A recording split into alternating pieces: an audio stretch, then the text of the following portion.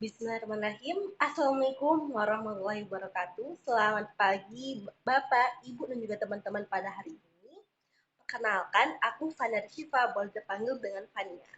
Alhamdulillah saat ini di akhir penghujung semester 3, saya aktif sebagai mahasiswa semester 3 ya, di jurusan Ilmu Komunikasi Universitas Andalas angkatan tahun 2020. Dan sebelumnya terima kasih nih untuk atas perhatian teman-teman semua untuk hadir dalam video singkat pada hari ini. Dan sebelumnya video ini bertujuan untuk penugasan untuk ujian akhir semester pada mata kuliah Psikologi Komunikasi di bawah dosen pengampu Ibu Ernita Arif. Nah, semoga Ibu Ernita Arif nih suka dengan video Fania dan juga mendapatkan ilmu pengetahuan baru dari video ini. Dan sebelumnya mohon maaf atas segala kekurangan dalam video ini karena kita sama-sama belajar. Nah, sebelumnya izinkan Fania untuk izin share PPT nih atau share screen materi mengenai materi nomor 10 yaitu komunikasi kelompok. Nah, kenapa sih Fania memilih komunikasi kelompok? Nah, menurut Fania, komunikasi kelompok ini sangat dibutuhkan dan banyak sekali di dalam kegiatan seperti diskusi, lalu kegiatan organisasi yang kita ikuti dan lain-lain. Dan menurut Fania, agar tujuan kita itu tercapai secara bersama, maka diperlukan namanya komunikasi kelompok dengan baik. Nah, dan bagaimana sih cara komunikasi kelompok itu? Sesuai dengan kaidah psikologi komunikasi. Nah, yuk kita mulai aja untuk share screen materi pada hari ini. Oke, wait a minute ya teman-teman dan Ibu.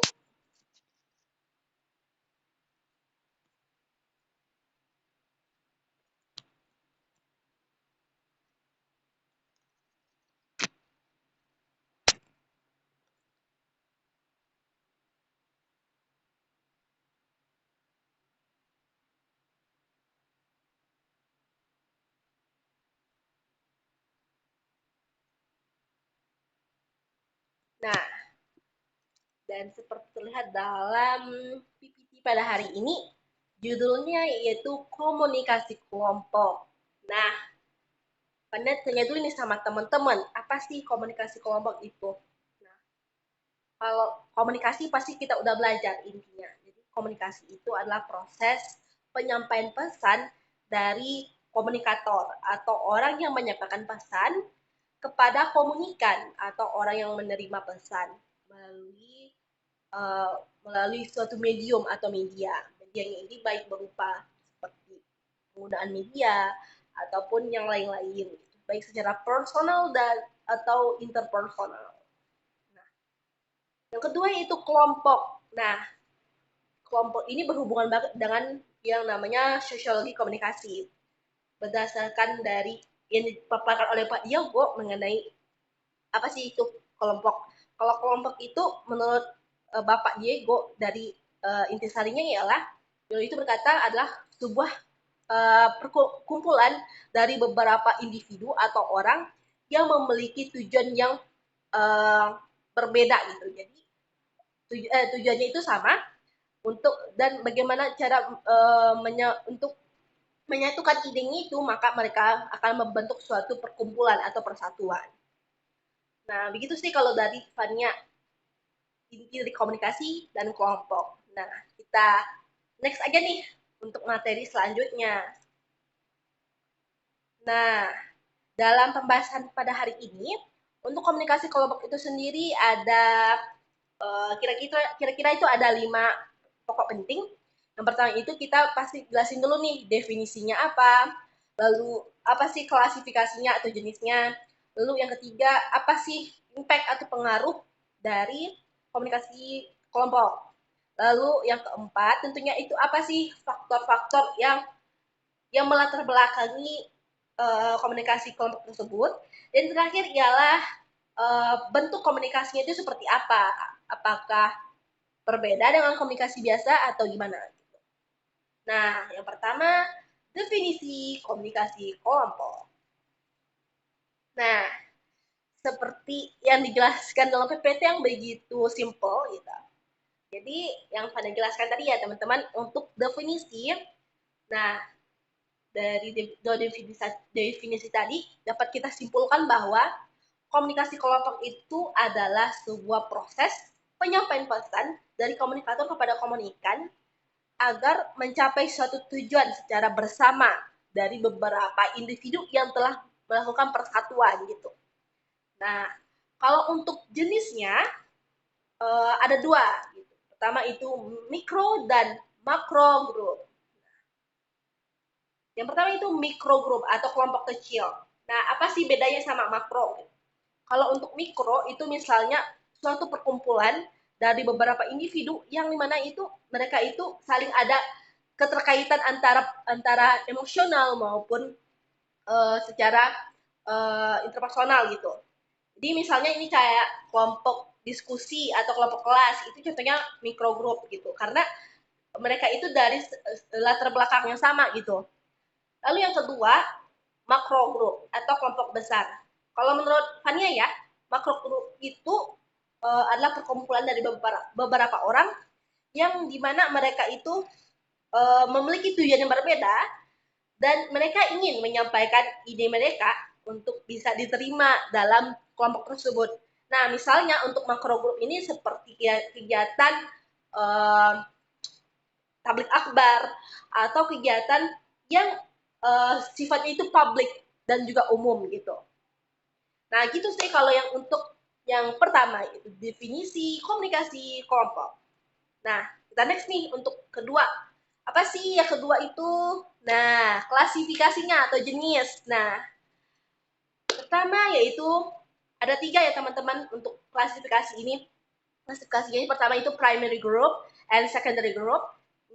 Nah, untuk primary group atau secondary yang kita perlu pahami itu adalah uh, untuk primary group adalah kelompok pertama. Nah, kelompok pertama ini maksudnya ini ialah dalam kelompoknya tersebut mereka itu gimana ya primary group kelompok pertama mereka itu berasal dari organisasi yang sama, latar belakang yang sama gitu.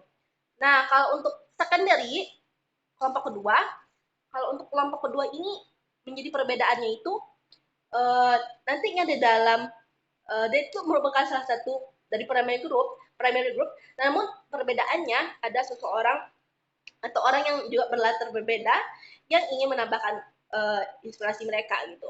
Lalu yang kedua, in group dan out group. Nah, in group itu dalam grup. Nah, atau dalam kelompok tentunya intinya itu bisa dapat dalam kelompok tersebut mereka itu sama gitu, sama tujuan, sama pemikiran dan juga sama ide gitu. Jadi mereka itu lebih mudah untuk bersatu dan juga lebih dekat secara interpersonal maupun personal gitu. Lalu yang kedua outgroup atau kelompok luar. Nah, kalau untuk kelompok luar ini mereka ini membuat grup atau kelompok itu untuk dengan tujuan uh, untuk mempererat silaturahmi dan juga mereka ini nggak ada keterikatan personal. Misalnya seperti yang aku rasakan, yang aku ikuti seperti menjadi organisasi UKM. Tentunya di UKM itu kita ada berbeda jurusan dan juga berbeda dengan HAMIK atau himpunan mahasiswa ilmu komunikasi di mana kita itu satu jurusan dan juga lebih dekat gitu. Namun kalau misalnya UKM yang terdiri dari berbagai macam jurusan, tentunya kita agak lebih sulit untuk melakukan pendekatan karena kita berbeda latar belakang dan juga tujuan gitu. Nah, yang terakhir itu membership group and reference group. Kalau untuk membership group atau kelompok anggota, kelompok keanggotaan, nah dalam kelompok itu tuh mereka tuh tujuannya untuk membuat kelompok tersebut untuk menjadi anggota resmi. Misalnya nih, kita masuk ke UKM, tujuannya itu untuk menjadi anggota resmi dan juga dicap sebagai anak UKM tersebut misalnya. Kalau reference group, kalau menurutnya tujuan dari seseorang itu masuk dalam kelompok itu, mereka itu untuk menjadikan sebagai rujukan atau kayak rekomendasi. Mereka tuh harus masuk organisasi ini loh. Misalnya kalau dari pengalaman Fania nih, yang terkenal itu kayak ISEC. Nah, mereka itu membuat grup dengan membuat sebuah perkumpulan itu dengan latar belakang sebagai organisasi yang global dan juga mengedepankan leadership dan juga dengan itulah mereka meng-attract atau mengajak orang atau mengajak anak muda untuk masuk ke organisasi tersebut gitu. Nah, begitu sih teman-teman, semoga bisa dipahami itu. Lalu yang ketiga itu pengaruh kelompok perilaku komunikasi. Nah, ada 3 nih, konformitas. Nah, konformitas ini berdasarkan dari kata formal gitu. Formal itu pasti ada hubungannya dengan aturan dan juga norma. Jadi kita tuh harus patuh dan juga sesuai dengan aturan gitu. Lalu yang kedua, fasilitas sosial. Nah, kalau untuk fasilitas sosial, nantinya tujuannya itu komunikasi kelompok itu bertujuan untuk sebagai wadah untuk membentuk keterikatan emosional dan juga keterikatan secara lebih dekat intinya gitu. Lalu untuk polarisasi. Nah, polarisasi ini kalau dalam pelajaran kimia ya, polarisasi itu menyebar gitu. Nah, kalau dalam psikologi komunikasi maksudnya itu ialah komunikasi kelompoknya itu bersifat lebih bebas sehingga tanpa memandang suku, agama, ras dan juga gender gitu. Lalu yang keempat, nah faktor yang mempengaruhi keefektifan kelompok. Nah kalau ini nih penting banget untuk bagi teman-teman khususnya anak ilmu komunikasi yang tentunya nantinya banyak event atau banyak project yang akan kita hadapi ke depannya gitu. Jadi penting banget nih apa sih yang membuat komunikasi kita itu menjadi efektif. Pertama itu faktor situasional dan juga personal faktor gitu. Nah, kalau situational factor biasanya itu hubungannya itu dengan uh, kondisi dari luar ya atau dari luar faktor gitu. Misalnya kayak kepemimpinan dan juga visi misi dari organisasi tersebut. Lalu yang kedua nih personal. Nah, umumnya kalau personal ini dari dalam gitu. Misalnya ada permasalahan nih antara kita secara personal, misalnya ada masalah pertemanan atau masalah lain-lain itu sangat berimpact ke depannya untuk keefektifan komunikasi kelompok.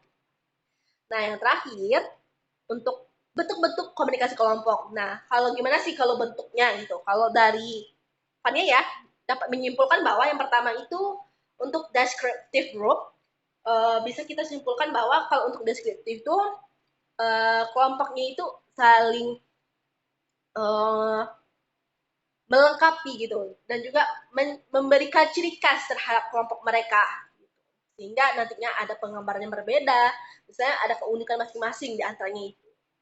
Lalu yang kedua, komunikasi perspektif group gitu. Nah, kalau preskriptif group ini maksudnya kalau dari Fania tangkap ya, jadi dalam komunikasinya itu uh, di mana setiap anggotanya itu saling menunjukkan atau menggabungkan semua keahlian mereka gitu. Misalnya mereka itu menunjukkan bahwa diri mereka itu overproud terhadap diri mereka sendiri. Wow, jaringan ya teman-teman. Mohon menunggu sebentar. Duh maaf nih teman-teman, nih jaringan aku nih. Oke, kita menunggu sebentar sama 15 menit untuk penutupan.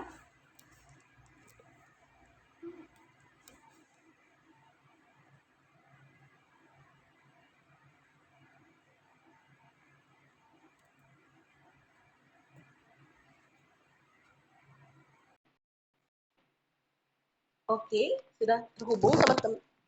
Oke, sepertinya sudah terhubung lagi. Oke, untuk penutupan ya. Bentar. Maaf ya teman-teman karena jaringan di sini jelek jadi maklum aja keluar masuk gitu. Oke, kita akan mencari US. Oke, waduh. Oke. Di slide terakhir ya teman-teman. Oke, slide terakhir. Slide terakhir. Oh. Nah, seperti yang saya jelaskan tadi, semoga teman-teman mudah memahami apa itu bentuk-bentuk komunikasi kelompok. Nah, yang Nah, alhamdulillah sepertinya udah selesai nih untuk penyajian materi pada hari ini. Semoga Bapak, Ibu, dan juga teman-teman menjadi puas terhadap materi pada hari ini. Dan sepertinya ada apa lagi nih dengan ini? Oke, sepertinya ada masalah ya. Dan sebelumnya nih mohon maaf atas ketidaknyamanan teman-teman maupun Bapak Ibu dalam penyampaian materi yang saya sampaikan. Dan saya akhiri, Assalamualaikum warahmatullahi wabarakatuh. Terima kasih banyak atas perhatian Bapak, Ibu sekalian. Alhamdulillah, dah ada lagi. Dan terima kasih Bapak, Ibu, khususnya untuk Ibu Ernita Arif, dan juga sebagai dosen pengampu di psikologi komunikasi, dan juga pada teman-teman yang udah saling support nih untuk kemajuan komunikasi kelompok kita bersama. Terima kasih. Assalamualaikum warahmatullahi wabarakatuh. Selamat siang.